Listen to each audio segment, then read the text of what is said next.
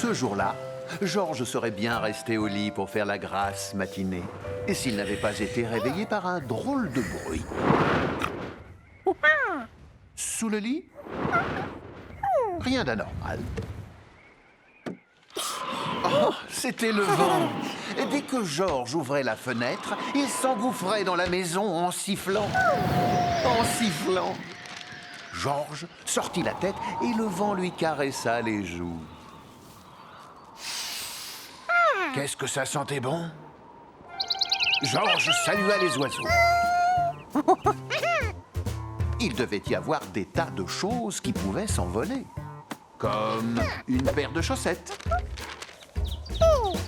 Une feuille avec un beau dessin d'oiseau.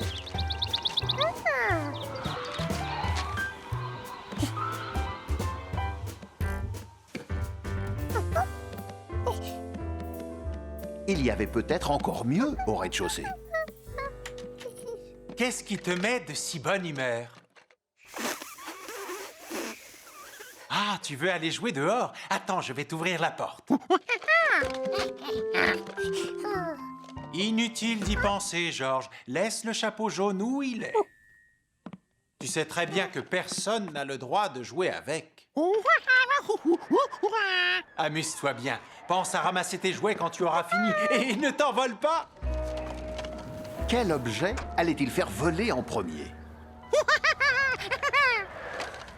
C'est alors qu'une bourrasque emporta tout sur son passage, sauf sa brique porte-bonheur.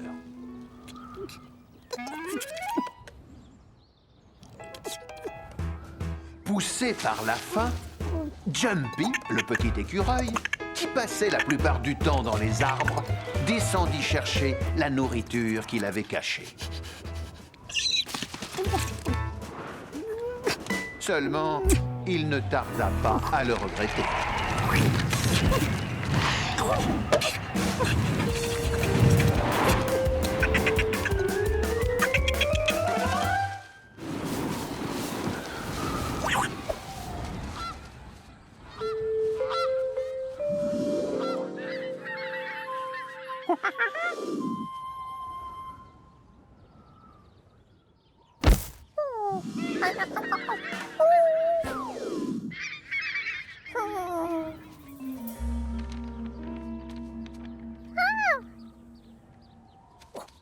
Salut Georges, c'est un temps à sortir les cerfs-volants, tu trouves pas? Attention, il ne faut pas me déconcentrer. Piloter un cerf-volant demande beaucoup d'attention. Regarde, je vais exécuter une figure. Oh! Ce matin, en se réveillant, Georges ne savait même pas ce qu'était un cerf-volant. Et maintenant, il n'avait qu'une envie, c'était de le faire voler. Désolé, mais il n'est pas question que je te le prête. Tu es trop inexpérimenté. Ce n'est pas aussi facile que ça en a l'air. J'ai appris à maîtriser la force du vent, moi. Autant dire que je ne fais jamais d'erreur. Oh! Oh!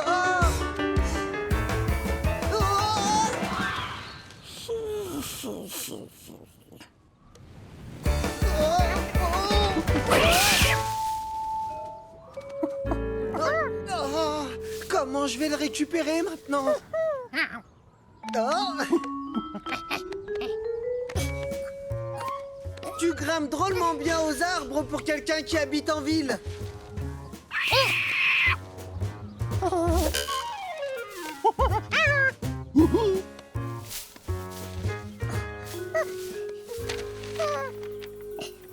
Il n'est même pas déchiré. Merci, Georges. Tu as bien mérité que je te laisse le faire voler. J'arrive, maman! Je lui ai promis de l'aider à éplucher les pommes de terre. J'en ai pas pour longtemps. Surveille le cerf-volant, je reviens tout de suite.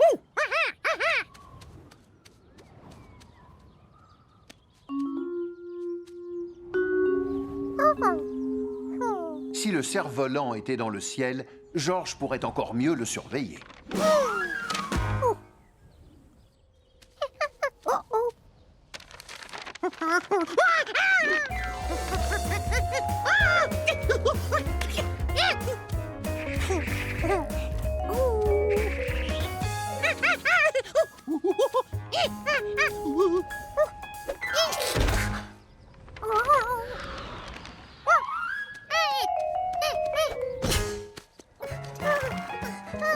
Tu as laissé échapper ton cerf-volant?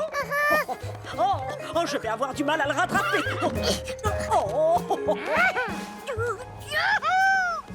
Attention, tu vas tomber. Heureusement que je suis là.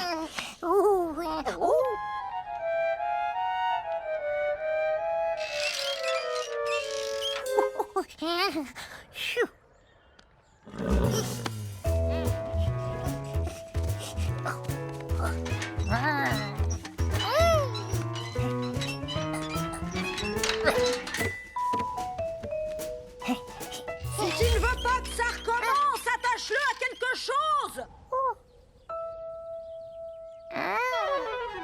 Ah, cette fois, il avait le cerf-volant bien en main. Enfin, presque.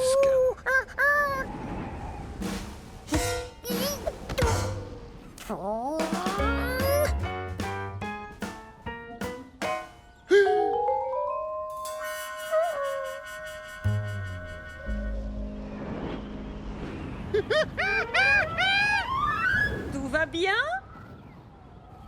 Le petit canaillou s'est envolé sans dire au revoir. On voit qu'il vient de la ville.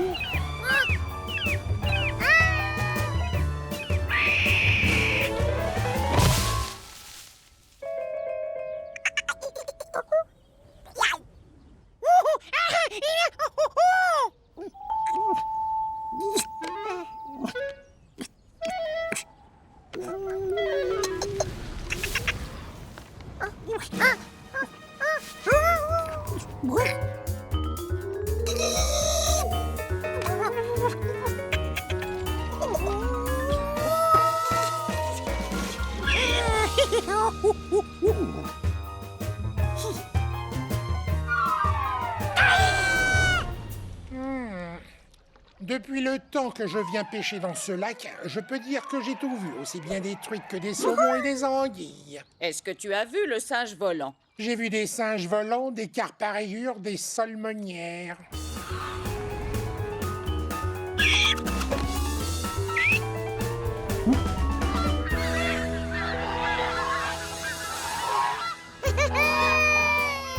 Georges volait au milieu des oiseaux.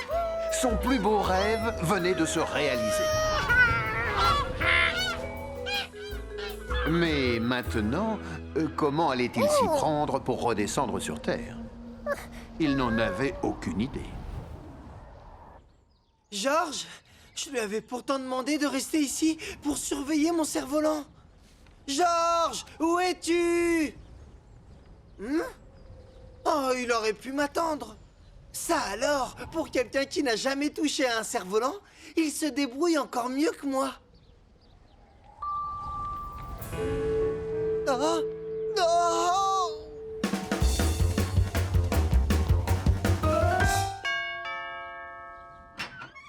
Bonjour, Billy. Vous avez une paire de jumelles? Bien sûr. Dites-moi ce qui est suspendu au cerf-volant. Oh, c'est Georges. Georges! Et il a un écureuil sur la tête. Appelle les pompiers, vite! Oui, d'accord. Mais pourquoi? Je n'en sais rien. Ils sauront certainement ce qu'il faut faire. Et vous allez où? Je vais essayer de le rattraper. La Terre, vue du ciel, était si magnifique pour nos deux amis qu'ils ne savaient plus quelle direction prendre pour rentrer chez eux. Et en plus, Jumpy commençait à avoir faim. Voler était la meilleure et la pire des choses qui leur étaient arrivées dans la journée. Georges! Georges! C'était son ami, l'homme au chapeau et au deltaplane jaune.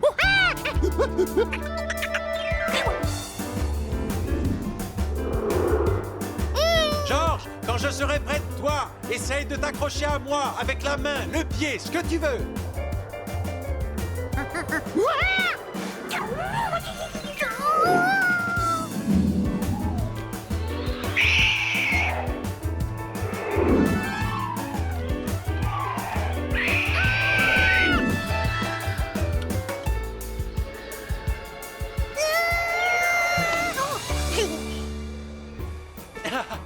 Allez, les casse-cous, accrochez-vous. On rentre à la maison. Georges n'était pas prêt d'oublier le jour où il s'était pris pour un oiseau. L'écureuil non plus, d'ailleurs, pressé de regagner la terre ferme. On dirait que tu as toujours été un excellent pilote de cerf-volant. C'est bien, Georges. Et maintenant, à table. Tiens, Jumpy, je ne t'ai pas oublié. Attention, plus difficile, il faut le récupérer sans l'abîmer. Ça alors? Oh.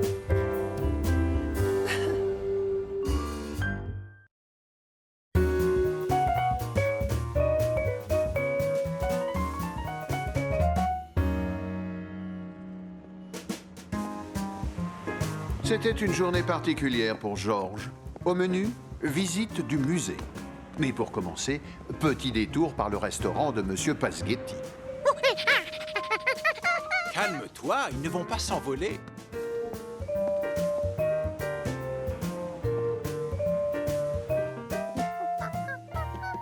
Ah, des cannoli. Ce sont des rouleaux de pâte croustillantes fourrés au fromage de brebis. Tu vois, il y en a deux. Ils nous attendaient. Oh!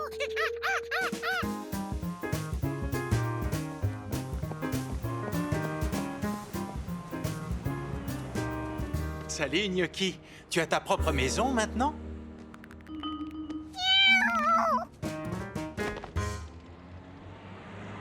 Oh.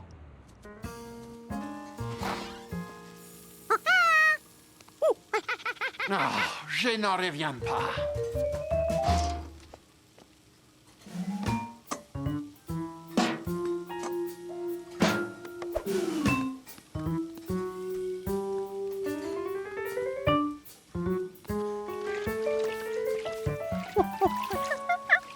Il y en a un qui cherche des cannoli. Nous avons tout vendu, mon petit. Non, je suis désolé, mais je n'en prépare plus aujourd'hui, car je suis trop en colère. Ah, Pour quelle raison? c'est la faute de Gnocchi. Il s'est faufilé dans la salle du restaurant et a griffé toutes les banquettes. C'est une catastrophe. Regardez, regardez ce qu'il a fait. Non, mais franchement, qui aurait cru qu'un château aussi adorable ait pu causer des dégâts pareils? Mamma mia!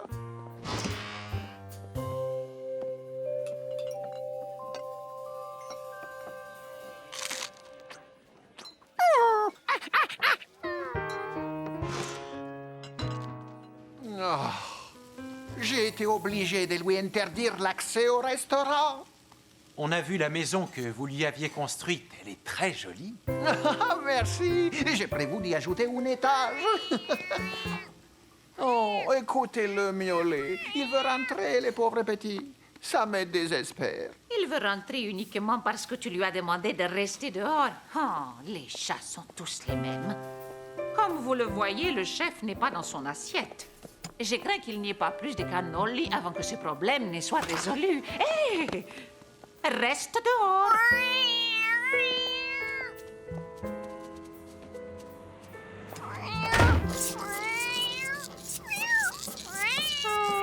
Ne t'en fais pas. Je suis sûr que tout va s'arranger.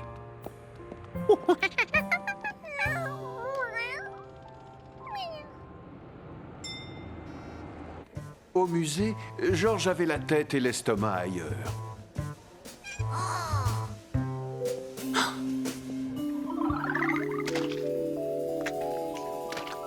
Ah, professeur Wiseman. Bonjour, bienvenue à ma nouvelle exposition, les petits secrets de fabrication d'une grande invention. Voici les portraits de quelques scientifiques célèbres. Isaac Newton, Benjamin Franklin, Marie Curie. Et Albert Einstein. Réfléchir comme un scientifique, Georges, peut résoudre de nombreux problèmes. Et Georges en avait justement un gros. Il voulait des cannoli.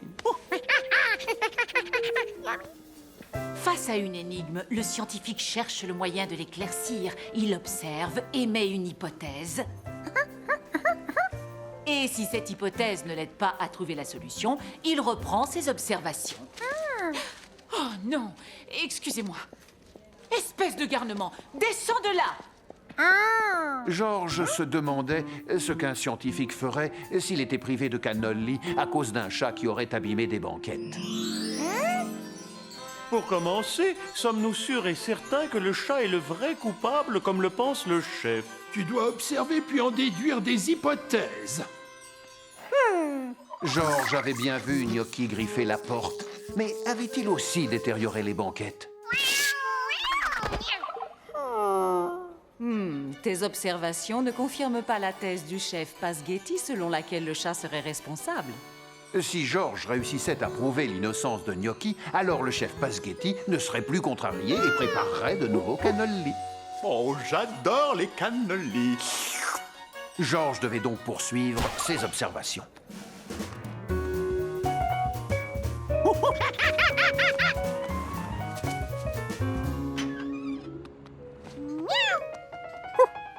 De retour au restaurant, Georges examina les rayures, tandis que Gnocchi profitait de la porte ouverte pour regagner sa petite couette douillette. Georges avait besoin de faire un dessin. Par chance, il y avait un crayon et du papier à proximité.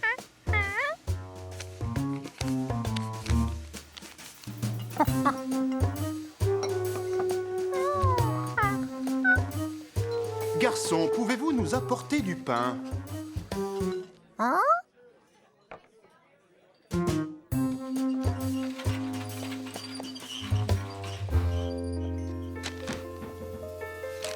Il fallait qu'il mesure la taille des différentes marques.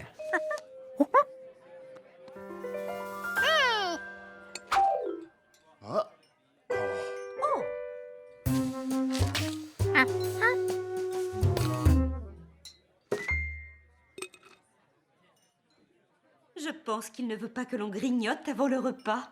Pour les griffures sur la porte, il avait besoin d'un instrument de mesure plus grand.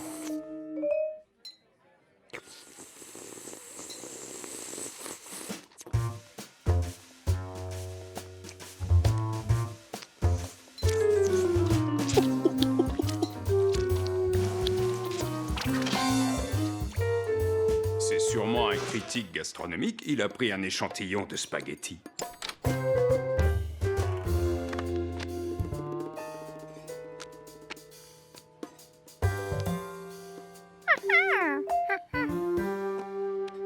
Georges devait aussi mesurer la profondeur des marques.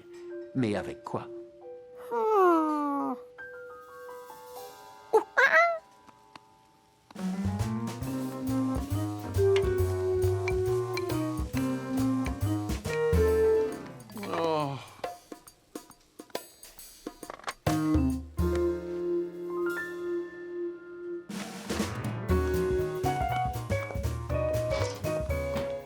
Je croyais que tu devais faire des raviolis. Ils étaient sur la table il y a un instant. Garçon, on peut avoir une carafe d'eau?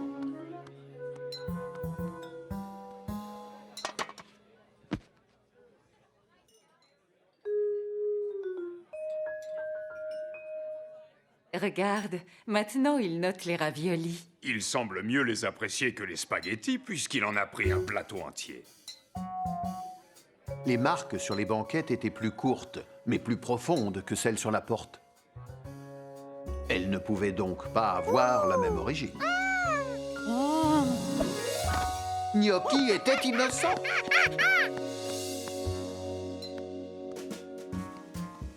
Mais alors, d'où provenaient ces marques? Georges ne pouvait pas laisser cette question sans réponse. Il devait découvrir la cause de ces dégradations.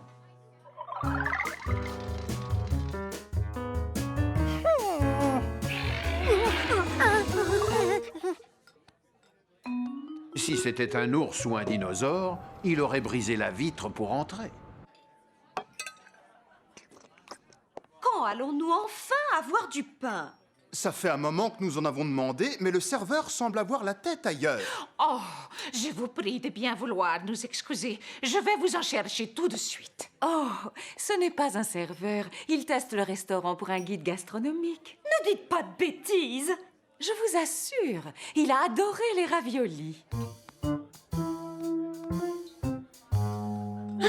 Jusqu'à maintenant, il n'y avait pas eu de marque sur cette banquette.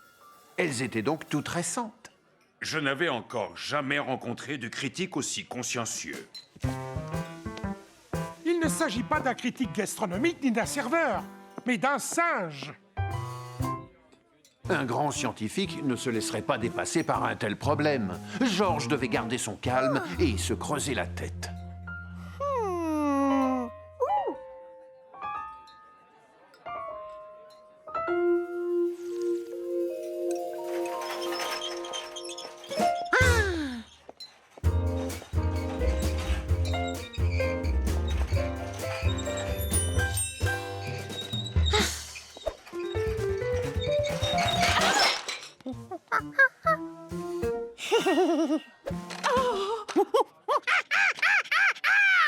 Georges, qu'est-ce que tu fais là? Je te croyais au musée. Mais alors il connaît le patron? En plus, il est monté sur le chariot.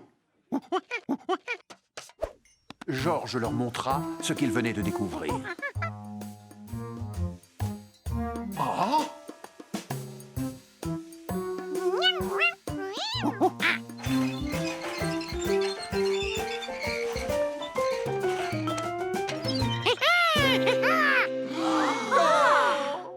Oh, viens donc dans mes bras, mon petit Georges adoré. Tu viens de me prouver que Gnocchi était innocent. Je suis tellement content que je vais préparer 2 plateaux de cannoli.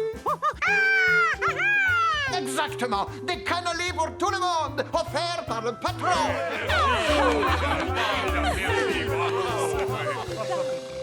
Ce fut un travail épuisant que de préparer des cannolis pour autant de monde.